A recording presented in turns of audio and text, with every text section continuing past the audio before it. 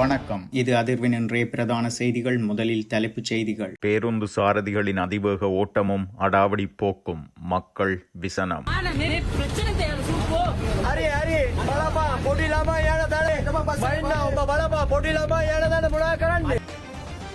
பொலனர்வையில் நூதன முறையில் போதைப்பொருள் தேடி வந்த நபர் கைது, போலீசாரின் அதிரடி.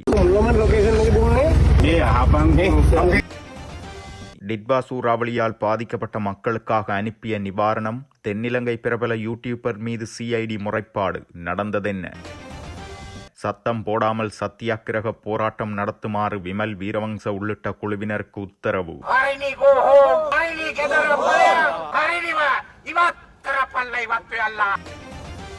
மன்னாரில் நீண்டகாலமாக சீரமைக்கப்படாத வீதி. ஜனாதிபதி விஜயத்தை முன்னிட்டு அவசரமாக வீதியை செப்பனிடும் அதிகாரிகள். நொடிகளில் மாறிய வாழ்க்கை. போலீசாரை தாக்க முயன்றவர் துப்பாக்கிச் சூட்டில் பலி. பாராளுமன்ற வளாகத்தில் போதைப்பொருள் பயன்படுத்தப்படுகிறதென பரவிய செய்தி. பாராளுமன்ற செயலகத்தின் அறிவிப்பு. தனியார் பயணிகள் பேருந்து மற்றும் மகளூர்ந்து மோதி 4 பலி. மக்களுக்கு நிவாரணம் வழங்க ஒருவேளை உணவை தியாகம் செய்த சிறைச்சாலை கைதிகள். ஜனாதிபதி இருமாப்புடன் எடுக்கும் தீர்மானங்கள் நன்மை தராது, நாமல் ராஜபக்ச. அம்பாந்தோட்டை எண்ணெய் சுத்திகரிப்பு திட்டம், சினோபேக் ஒப்பந்தம் விரைவில், விஜிதஹேரத் தகவல். நானே வெனிசுவேலாவின் பொறுப்பு ஜனாதிபதி, ட்ரம்ப் அதிரடி அறிவிப்பு. தலைமைதாங்கும் உறுப்பினர் அவர்களே, எனது நேரத்தை வீணடிக்க வேண்டாம். எனக்குரிய நேரத்தை நீங்கள் தர வேண்டும். எனக்குரிய நேரத்தை நீங்கள் இந்த இடத்திலே தயவாய் கேட்டுக்கொள்ள விரும்புகின்றேன். நீங்கள் சண்டை பிடிப்பதனால் இந்த பாராளுமன்றத்து உயரிய சபையில். கொழும்பில் மட்டக்குழி முதல் கொம்பனி தெருவுக்கு செல்லும் சில தனியார் போக்குவரத்து பேருந்துகளின் சாரதிகளின் அதிவேக ஓட்டமும் அடாவடி போக்கும் நேர அட்டவணையை பின்பற்ற வேண்டும் என்பதற்காக சிறுவர்களோடு பயணிப்பவர்கள், முதியவர்கள், மாற்றுத்திறனாளிகள் மற்றும் பயணிகள் ஏறவோ இறங்கவோ முடியாத வண்ணம் அவசர நிலையில் பேருந்தை ஓட்டுவதாக பல பயணிகள் குற்றம் சாட்டுகின்றனர். இதற்கு மூல காரணம், ஒரு சில இடங்களில் அதிக நேரம் பேருந்தை நிறுத்தி வைத்து அதிக பயணிகள் ஏறும் வரை காத்திருந்து பயணிகளை ஏற்றிச் செல்ல முற்படுவது, பின்பு அதனை வேகத்தில் காண்பிப்பதென பயணிகளால் தெரிவிக்கப்படுகிறது. குறிப்பாக மட்டக்குழி, நரேன்பிட்ட, கரகம்பிட்டிய, ஹெட்டியாவத்த இன்னும் சில பேருந்துகளும் இதேபோல் போட்டி போட்டுக்கொண்டு யார் முந்திக் கொள்வதென செல்வதாகவும் கூறப்படுகிறது. இச்சாரதிகளின் செயலை கண்டிக்கும் விதமாக சிலரால் கேள்வி எழுப்பப்படும் வேளையில் தகாத வார்த்தை பிரயோகங்களை அவர்கள் பிரயோகிப்பதாகவும் பயணிகள் கவலை தெரிவிக்கின்றனர். மேலும் பேருந்து சாரதிகளே, உங்களின் உயிர் மட்டுமல்ல, பல குடும்பங்களின் உயிர்கள் உங்கள் கைகளில் உள்ளது. எங்களை பத்திரப்படுத்திக் கொண்டு செல்வதும் உங்கள் பொறுப்பு என்பதை மறந்துவிடாதீர்கள் எனவும், உங்களை போன்றோரின் அசமந்த போக்கால் பலரின் நிலை பாதிக்கப்படுகிறது எனவும், அத்துமீறி செயற்படும் சில சாரதிகளின் ஓட்டுநர் உரிமங்களை ரத்து செய்ய வேண்டும் எனவும் பொதுமக்கள் விசனம் தெரிவிக்கின்றனர். தொழில்நுட்பத்தை பயன்படுத்தி நூதன முறையில் போதைப்பொருள் தேடி வந்த நபர் ஒருவர் பொலனர்வை பகுதியில் கையும் மெய்யுமாக மடக்கி பிடிக்கப்பட்டுள்ளார். அலைபேசியின் லொகேஷன் வசதியை பயன்படுத்தி போதைப்பொருள் விற்பனை செய்யப்படும் இடத்தை அடையாளம் கண்டு வந்த ஒருவரே இவ்வாறு கைது செய்யப்பட்டுள்ளார். சந்தேகத்திற்கிடமான முறையில் நடமாடிய குறித்த நபரை அப்பகுதியின் போலீஸ் உறுப்பினர்கள் கண்காணித்து வந்துள்ளனர். பின்னர் அதிரடியாக நடத்திய சோதனையில் குறித்த சந்தேக நபர் போதைப்பொருள் தேடிக் கொண்டிருக்கையில் மடக்கி பிடிக்கப்பட்டுள்ளார். சமூகத்தை சீரழிக்கும் போதைப்பொருள் நடமாட்டத்தை கட்டுப்படுத்த பொதுமக்கள் மற்றும் போலீசார் இணைந்து மேற்கொண்ட இந்த நடவடிக்கை அப்பகுதி மக்களிடையே வரவேற்பை பெற்றுள்ளது. கைது செய்யப்பட்ட நபரிடம் மேலதிக விசாரணைகளை பொலனர்வை போலீசார் முன்னெடுத்து வருகின்றனர். துபாயில் வாழும் இலங்கையர்கள் டிட்வா சூறாவளியால் பாதிக்கப்பட்ட மக்களுக்காக அனுப்பி வைக்கப்பட்ட நிவாரணப் பொருட்களில் பாரிய நிதி மற்றும் பொருள் முறைகேடு இடம்பெற்றுள்ளதாக எனது நாட்டிற்கு அமைப்பின் தலைவர் சஞ்சய மகவத்த குற்றம் சாட்டியுள்ளார். இந்த நிவாரணப் பணிகளை ஒருங்கிணைத்த இலங்கையின் பிரபல யூடியூபர் அசேன் சேனாரத்ன பொதுமக்களை தவறாக வழிநடத்தியதாக கூறி அவர் மீது குற்றப்புலனாய்வு திணைக்களத்தில் முறைப்பாடு செய்யப்பட்டுள்ளது. 4 கொள்கலன்கள் நிறைய நிவாரணப் பொருட்கள் சேகரிக்கப்பட்டதாக கூறப்பட்டாலும் இலங்கைக்கு சுமார் 4 லொரி அளவிலான பொருட்கள் மட்டுமே வந்ததாகவும், அதனை உறுதிப்படுத்த ஆவணங்களை வெளியிடுமாறும் அசேன் சேனாரத்னவுக்கு சவால் விடுத்துள்ளதாகவும் மகவத்த தெரிவித்துள்ளார். பிரதமரும் கல்வி அமைச்சருமான ஹரணி அமரசூரியவை பதவி விலக வேண்டுமென கூறி முன்னாள் அமைச்சர் விமல் வீரவங்ச உள்ளிட்ட குழுவொன்று நேற்று காலை சத்தியாகிரக போராட்டத்தை ஆரம்பித்துள்ளது. விமல் வீரவங்ச உள்ளிட்ட குழு இசுருபாய கல்வி அமைச்சுக்கு முன்பாக ஆரம்பித்த தொடர் சத்தியாகிரக போராட்டம் தொடர்பில் கடுவல நீதிவான் நீதிமன்றம் உத்தரவொன்றை பிறப்பித்துள்ளது. அதன்படி வீதியை மறைக்காத வகையிலும் உயர்தர பரீட்சைகள் இடம்பெற்று வரும் நிலையிலும் ஒலிபெருக்கிகளை பயன்படுத்தக்கூடாதெனவும் நீதிமன்றம் உத்தரவிட்டுள்ளது. மன்னார் தபாலகத்திலிருந்து சவுத் பார் செல்லும் பிரதான வீதி நீண்ட காலமாக குன்றும் குழியுமாக காணப்பட்ட நிலையில் அவ்வீதியை புனரமைப்பு செய்ய பல தரப்பினரால் கோரிக்கை முன்வைக்கப்பட்ட போதிலும் இதுவரை எவ்விதமான நடவடிக்கைகளும் எடுக்கப்படவில்லை என தெரிவிக்கப்படுகிறது. இந்த நிலையில் எதிர்வரும் வியாழக்கிழமை மன்னாருக்கு ஜனாதிபதி விஜயம் மேற்கொள்ளவுள்ள நிலையில் குன்றும் குழியுமாக காணப்படும் குறித்த வீதியை செப்பனிடும் பணியில் உரிய திணைக்களத்தினர் மும்முரமாக ஈடுபட்டு வருவதாக மக்கள் தெரிவிக்கின்றனர். மன்னார் பிரதான தபாலகத்திலிருந்து சவுத் பார் புகையிரத பகுதிக்கு செல்லும் குறித்த வீதி நீண்ட காலமாக சீரின்றி காணப்பட்டது. எனினும் அவ்வீதியில் முழுமையாக அபிவிருத்தி பணிகளை முன்னெடுக்க உரிய திணைக்களம் நடவடிக்கை எடுக்கவில்லை என்றும் இவ்விடயம் தொடர்பாக அவ்வீதிக்கு பொறுப்பான திணைக்களத்திடம் பல்வேறு தரப்பினரும் தொடர்ந்து முறையிட்டு வந்ததாகவும் கூறப்படுகிறது. மன்னார் நகரில் இது முக்கியமான பிரதான வீதியாகவே உள்ள போதிலும் அதனை சீரமைக்க யாரும் அக்கறை கொள்ளவில்லை எனவும் இந்த நிலையில் மன்னாரில் எதிர்வரும் வியாழக்கிழமை நடைபெறவுள்ள காற்றாலை மின் கோபுர திறப்பு விழா மற்றும் புதிதாக அமைக்கப்படவுள்ள காற்றாலை மின் கோபுரங்களுக்கு அடிக்கல் நாட்டும் நிகழ்வுகளில் கலந்து கொள்ள ஜனாதிபதி வருகை தரவுள்ளார். வீதியை சீரமைக்க இதுவரை எந்த நடவடிக்கையும் எடுக்காத திணைக்களத்தினர் ஜனாதிபதியின் வருகை காரணமாகவே தற்போது அந்த வீதியை செப்பனிடும் பணியை ஆரம்பித்துள்ளமை சுட்டிக்காட்ட வேண்டிய விடயமாகும். திருகோணமலை வெலிகந்தையில் கூறிய ஆயுதத்தால் போலீசாரை தாக்க முயன்ற நபர் ஒருவர் போலீசார் நடத்திய துப்பாக்கிச் சூட்டில் உயிரிழந்துள்ளார். நேற்று மாலை வெலிகந்தை பகுதியில் மூவருடன் பயணித்த மோட்டார் சைக்கிள் ஒன்றை நிறுத்துமாறு போக்குவரத்து போலீசார் உத்தரவிட்டுள்ளனர். எனினும் குறித்த மோட்டார் சைக்கிள் போலீசாரின் கட்டளையை மீறி சென்றுள்ளது. பின்னர் போலீசார் செலுத்துனரை பின்பற்றி அவரின் வீட்டிற்கு சென்றபோது அவர் கூறிய கத்தியொன்றால் போலீசாரை தாக்க முயன்றுள்ளார். இதன்போது போலீசார் துப்பாக்கிச் சூடு நடத்தியுள்ளனர். துப்பாக்கிச் சூட்டில் குறித்த நபரின் கால் மற்றும் மார்பு பகுதிகளில் காயங்கள் ஏற்பட்டதுடன் வைத்தியசாலையில் அனுமதிக்கப்பட்ட பின்னர் அவர் உயிரிழந்ததாக போலீசார் தெரிவித்துள்ளனர். உயிரிழந்தவர் இதற்கு முன்னர் 7 போதைப்பொருள் குற்றச்சாட்டுகள் தொடர்பில் சந்தேக நபராக காணப்பட்டதுடன் தற்போது மேலும் 2 குற்றவியல் வழக்குகள் தொடர்பில் விசாரணைகளை எதிர்கொண்டு வந்தவர் என்றும் போலீசார் குறிப்பிட்டுள்ளனர். மேலும் மோட்டார் சைக்கிளில் பயணித்த ஏனைய இருவரையும் தேடி போலீசார் விசாரணைகளை முன்னெடுத்து வருகின்றனர். பாராளுமன்ற வளாகத்தில் போதைப்பொருள், மதுபானம் மற்றும் சிகரெட் பயன்படுத்தும் ஊழியர்களுக்கு எதிராக கடுமையான நடவடிக்கை எடுக்க சபாநாயகர் ஜகத் விக்ரமரத்ன தீர்மானித்துள்ளார் என்ற தலைப்பில் வெளியான செய்தி அடிப்படையற்ற பொய்யான செய்தி என சபாநாயகர் வலியுறுத்தி இருப்பதாக இலங்கை பாராளுமன்ற செயலகம் தெரிவித்துள்ளது. அத்துடன் சபாநாயகர் ஜகத் விக்ரமரத்ன ஊழியர்களுக்கு எதிராக கடுமையான நடவடிக்கை எடுக்குமாறு எந்தவொரு சந்தர்ப்பத்திலும் இலங்கை பாராளுமன்றத்தின் எந்தவொரு அதிகாரிக்கும் அவ்வாறான ஆலோசனைகளையும் வழங்கவில்லை என்றும் இலங்கை பாராளுமன்ற செயலகம் குறிப்பிட்டுள்ளது. அதே நேரம் உணவறை பகுதிக்குள் சில ஊழியர்கள் ரகசியமாக மதுபானம் மற்றும் சிகரெட் பயன்படுத்துவதாக தகவல் கிடைத்ததை அடுத்து சபாநாயகர் இது தொடர்பான ஆலோசனையை வழங்கியிருப்பதாக வெளியாகியிருக்கும் செய்தியும் பொய்யானதென்றும் அவ்வாறான சூழ்நிலை உருவாவதற்கு இடமளித்தமை தொடர்பில் சபாநாயகர் பாராளுமன்றத்தின் உயரதிகாரிகளை குற்றஞ்சாட்டியிருந்ததாக வெளியாகியிருக்கும் தகவல்கள் எந்தவிதமான அடிப்படையுமற்ற பொய்யான தகவல்கள் என்று பாராளுமன்ற செயலகம் மேலும் வலியுறுத்தியுள்ளது.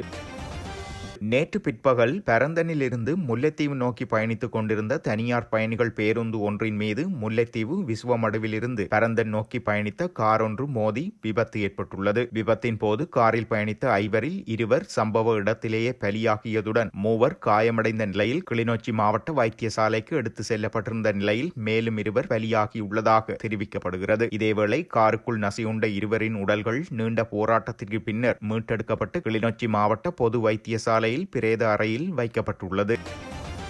டிட்வா சூறாவளியால் பாதிக்கப்பட்டுள்ள மக்களுக்கு நிவாரணம் வழங்குவதற்காக இலங்கையில் உள்ள 10 சிறைச்சாலைகளை சேர்ந்த கைதிகள் தங்களது ஒருவேளை உணவை தியாகம் செய்து 34.6 லட்சம் ரூபாய் மதிப்பிலான உணவுப் பொருட்களை பங்களிப்பாக வழங்கியுள்ளதாக சிறைச்சாலை திணைக்களம் தெரிவித்துள்ளது. சிறை கைதிகள் தங்களுக்கு வழங்க வேண்டிய ஒருவேளை உணவை தவிர்த்து அதன் மூலம் மிச்சப்படுத்தப்பட்ட பெருமளவிலான நிதியை உணவுப் பொருட்களாக வழங்கியுள்ளனர். இலங்கையின் பல பாகங்களிலும் உள்ள கைதிகள் இனமத பேதமின்றி பாதிக்கப்பட்ட நாட்டு மக்களுக்கு தங்களது உணவை தியாகம் செய்து இந்த மனிதாபிமான உதவியை செய்துள்ளமை குறிப்பிடத்தக்கது.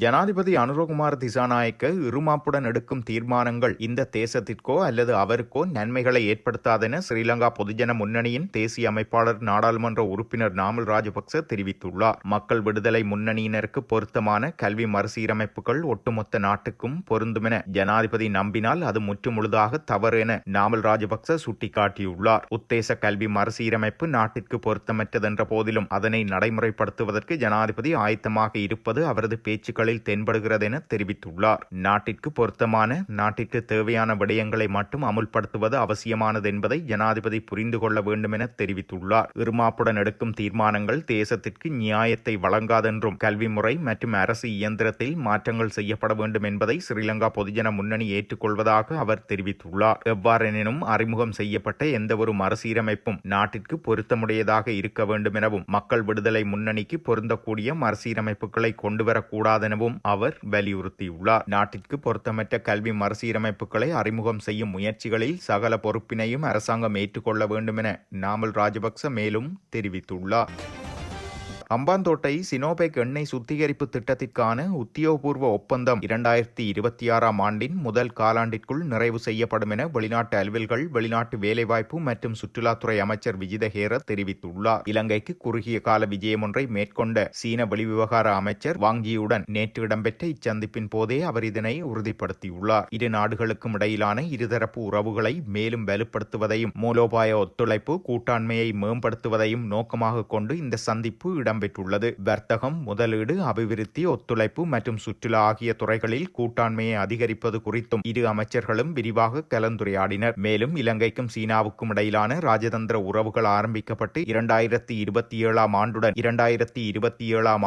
70 ஆண்டுகள் நிறைவடைவதனை முன்னிட்டு அதன் 70வது ஆண்டு விழாவை இரு நாடுகளும் இணைந்து கொண்டாடுவதற்கு இதன்போது இணக்கம் காணப்பட்டுள்ளது. பல தசாப்த காலங்களாக நீண்டகால நட்பு மற்றும் ஒத்துழைப்பை இரு அமைச்சுக்களும் மீண்டும் உறுதிப்படுத்தினர். ஜனாதிபதி அனுரகுமார திசாநாயக்கவின் தலைமையின் கீழ் இலங்கை மிக வேகமாக பொருளாதார மீட்சியை அடையும் என தாம் நம்புவதாக சீன வெளிவிவகார அமைச்சர் இச்சந்திப்பின் போது குறிப்பிட்டிருந்தார். அமெரிக்க ஜனாதிபதி டொனால்ட் ட்ரம்ப் தனது ட்ரூத் சோசியல் தளத்தில் புகைப்படம் ஒன்றை பகிர்ந்துள்ளார். அதில் அவரது பெயருக்கு கீழே வெனிசுவேலாவின் தற்காலிக ஜனாதிபதி என்ற பதவி குறிப்பிடப்பட்டுள்ளது. வெனிசுவேலாவில் முறையான மற்றும் பாதுகாப்பான ஒரு ஆட்சி மாற்றம் ஏற்படும் வரை அமெரிக்காவே அந்த நாட்டை வழிநடத்தும் என ட்ரம்ப் அறிவித்துள்ளார். வெனிசுவேலா 30 முதல் 50 மில்லியன் பீப்பா எண்ணெய்களை அமெரிக்காவுக்கு வழங்க வேண்டும் என்ற ஒப்பந்தத்தை டொனால்ட் ட்ரம்ப் அறிவித்துள்ளார். அந்த எண்ணெய் விற்பனை மூலம் கிடைக்கும் பணமானது தனது கட்டுப்பாட்டில் இருக்கும் என்றும் அது வெனிசுவேலா மற்றும் அமெரிக்க மக்களின் நலனுக்காக பயன்படுத்தப்படும் என்றும் அவர் குறிப்பிட்டுள்ளார். கடை ஊழியர்கள் வேதனம், சம்பளம் சம்பந்தமான ஒழுங்குபடுத்தும் இந்த பிரேரணை ஒழுங்குபடுத்தும் பிரேரணையிலே உரையாற்றுவதற்கான சந்தர்ப்பத்தை தந்ததற்காக நன்றி. கௌரவ தலைமை தாங்கும் உறுப்பினர் அவர்களே, எனது நேரத்தை வீணடிக்க வேண்டாம். எனது நேரம், நான் இப்பொழுது ஆரம்பிக்கின்ற நேரம் 2:41. எனக்குரிய நேரத்தை நீங்கள் தர வேண்டும். எனக்குரிய நேரத்தை நீங்கள் குழப்ப வேண்டாம் என்று இந்த இடத்திலே தயவாய் கேட்டுக்கொள்ள விரும்புகின்றேன். கௌரவ உறுப்பினர் அவர்களே, இன்றைய தயவு செய்து என்னால் கதைக்க முடியாமல் இருக்கின்றது. நீங்கள் சண்டை பிடிப்பதனால் இந்த பாராளுமன்றத்து உயரிய சபையில் நாங்கள் உரையாற்ற முடியாமல் இருக்கின்றது. தயவு செய்து இப்படியான செயற்பாடுகளை நிறுத்தும்படி தயவாய் கேட்டுக்கொள்கின்றேன். எனது நேரம் 5 நிமிடம் தந்திருக்கின்றீர்கள். இப்போது ஆரம்பிக்கப்படுகின்றது. எனது நேரத்தை தயவு செய்து தலைமை தாங்கும் உறுப்பினர் அவர்கள் குறைக்க வேண்டாம் என்று இந்த உயரிய சபையினூடாக கேட்டுக்கொள்ள விரும்புகின்றேன். விசேடமாக பொருளாதாரத்திலே மிக பங்களிப்பு செய்கின்றவர்களாக பெண்கள் காணப்படுகின்றார்கள். இந்த நாட்டிலே 51.7% பெண்கள் காணப்படுகின்றார்கள். அதிலே கூடுதலாக ஊழியப்படையிலே அவர்கள் 34% ஊழியப்படையிலே சேர்க்கப்பட்டவர்களாக இருக்கின்றார்கள். அந்த வகையிலே இந்த நாட்டின் பொருளாதாரத்திலே மிக பங்களிப்பு செய்கின்ற பெண்களை நாங்கள் பாதுகாக்க வேண்டும். அவர்களின் உரிமையை பாதுகாக்க வேண்டும். அவர்களுக்கான அடிப்படை சம்பளம், வேதனம் என்பவற்றை பாதுகாப்பதோடு அவர்களது பாதுகாப்பு என்பது உறுதிப்படுத்தப்பட வேண்டிய ஒன்றாக இருக்கின்றது. அந்த வகையிலே இந்த சபையினூடாக இந்த பிரேரணை கொண்டு வரப்பட்டிருப்பது உண்மையாக பாராட்டுக்குரிய ஒரு விடயமாக இருக்கின்றது. மேலும் இதிலே விசேடமாக கல்வி சீர்திருத்தம் சம்பந்தமாகவும், அந்த கல்வி சீர்திருத்தத்திலே தமிழர்களின் கலை, கலாசாரம், பண்பாடுகள், அடையாளம் என்பவன பாதுகாக்கப்பட வேண்டிய ஒன்றாக இருக்கின்றது. விசேடமாக இன்று நாங்கள் காலையில் கூட நாங்கள் பிரதமர் அவர்களுடன் கலந்துரையாடலை ஒன்றை மேற்கொண்டிருந்தோம். அதிலே இந்த பாடங்களிலே கல்வி சீர்திருத்தத்திலே வருகின்ற பொழுதோ தமிழர்களின் அடையாளம் எங்களது கலையும் கலாச்சாரம் பண்பாடுகள் என்பன பேணி பாதுகாக்கப்பட வேண்டிய ஒன்றாக இருக்கின்றன. ஏனென்றால் கடந்த ஆட்சி காலத்திலே தமிழர்களின் வரலாறு அளிக்கப்பட்டிருக்கின்றது. அது வேறு விதமாக மாற்றப்பட்டிருக்கின்றது. இந்த விடயங்களின் அடிப்படையிலே இந்த எங்களது வரலாற்றை பாதுகாப்பதற்காக எங்களது அடுத்த சந்ததியினர் இதனை கற்றுக்கொள்வதற்காக இந்த வரலாறுகள் திரிவுபடுத்தப்படக்கூடாது என்பதனையும் இந்த இடத்திலே தெளிவாக கூற விரும்புகின்றேன். அதன் அடிப்படையிலே தான் இந்த கலந்துரையாடலும் மேற்கொள்ளப்பட்டது. அடுத்ததாக ஊழியர்கள் என்கின்ற பொழுது விசேடமாக இதிலே குறிப்பாக உள்ளூராட்சி மன்ற அதிகார சபைகளுக்கு இல்லை நான் ஆரம்பிக்கப்படுகின்ற பொழுது ஒரு நிமிடம் தான் கதைத்திருக்கின்றேன் தலைமை தாங்கும் உறுப்பினர் அவர்களே. விசேடமாக உள்ளூராட்சி மன்ற அதிகார சபைகள், அதிலே இந்த உள்ளூராட்சி மன்ற அதிகார சபைகள் இருக்கின்ற வலுவிழந்திருக்கின்ற பல உள்ளூராட்சி மன்றங்கள் இருக்கின்றது. அதிலே குறிப்பாக அம்பாறை மாவட்டத்திலே இருக்கின்ற ஆலேடிவோம்பு திருக்கோவில், காரதீவு, நாவிதம்பள்ளி, இறக்காமம், அதே போல வடமாகாணங்கள் ஏனைய மாகாணங்களிலும் எந்தவித வருமானமற்ற நிலையிலே உள்ளூராட்சி மன்றங்கள் காணப்படுகின்றது. இந்த உள்ளூராட்சி மன்றங்களிலே கிடைக்கின்ற வருமானத்திலே 20% அதாவது ஊழியர்கள், அதாவது சம்பளம் வழங்குகின்ற அங்கே வேலை செய்கின்ற ஊழியருக்கு 20% சம்பளத்தை நிதியை பங்களிப்பு செய்ய வேண்டும் என்று இந்த அரசு கூறுகின்றது. ஆனால் எந்தவித வருமானமற்றிருக்கின்ற இந்த உள்ளூராட்சி மன்றங்கள் எப்படி அந்த நிதியை வழங்குவது? நீங்கள் அப்படி நிதியை வழங்க வேண்டும் என்றால் அந்த உள்ளூராட்சி மன்றங்களுக்கு நீங்கள் உரிய நிதி வருமானத்தை பெறக்கூடிய, வருவாய் ஈட்டக்கூடிய ஒரு திட்டமிடலை மேற்கொள்ள வேண்டும், ஒரு ஒழுங்கான திட்டமிடலை மேற்கொள்ள வேண்டும். அப்படி இல்லாமல் அந்த சபைகளின் ஊடாக நீங்கள் 20% கொடுக்க வேண்டும், 20% கொடுக்க வேண்டும் என்று சொல்லுகின்ற பொழுது எப்படி அந்த சபை கொடுக்க முடியும்? அந்த சபை பின்தள்ளித்தான் போகக்கூடிய அந்த வாய்ப்பும் சூழ்நிலையும் காணப்படும். இதன் அடிப்படையிலே தான் நாங்கள் சொல்லுகின்றோம், நீங்கள் அந்த சபைகளுக்கு நீங்கள் ஒரு முதலீட்டு வழிகளை, அவர்களுக்கு வருமானம் பெறக்கூடிய வழிகளை ஏற்படுத்திவிட்டு நீங்கள் 20% இதை வெட்டிக்கொள்ள முடியும். ஆனால் இன்று அப்படி அவர்கள் உங்களுக்கு சம்பளத்தை, அந்த ஊழியருக்கு சம்பளத்தை கொடுத்து விட்டு எந்த செயற்திட்டங்களும் செய்ய முடியாத ஒரு துர்ப்பாக்கிய நிலைக்குள்ளே அந்த மக்கள் தள்ளப்பட்டிருக்கிறார்கள். மேலும் அடுத்த விடயமாக பொருட்கள் சேவைகள் போன்ற விடயங்களிலும் அதேபோல் ஊழியர்கள், ஓட்டோ சாரதிகள் மற்றும் விவசாயிகள், மீனவர்கள், ஏனைய ஊழியர்களுக்கான அடிப்படை சம்பளத்திலே அவர்களுக்கான அந்த சரியான சம்பளத்தை நிர்ணயிப்பதோடு விசேடமாக அவர்களுக்கான அந்த ஓய்வூதியத்தை நீங்கள் ஏற்படுத்தி கொடுக்க வேண்டும். 60 வயதுக்கு பிறகு அவர்கள் எந்தவித வலுவற்றவர்களாக இருக்கின்றார்கள். ஆகவே இதன் அடிப்படையில் அவர்களுக்கான ஒரு ஓய்வூதிய திட்டத்தையும் ஏற்படுத்தி கொடுக்க வேண்டும் என்று இந்த சபையூடாக கேட்டுக்கொள்கின்றேன். இத்துடன் செய்திகள் நிறைவடைகின்றன. மறக்காமல் அதிர்வு சேனலை லைக் மற்றும் சப்ஸ்கிரைப் செய்து கொள்ளுங்கள்.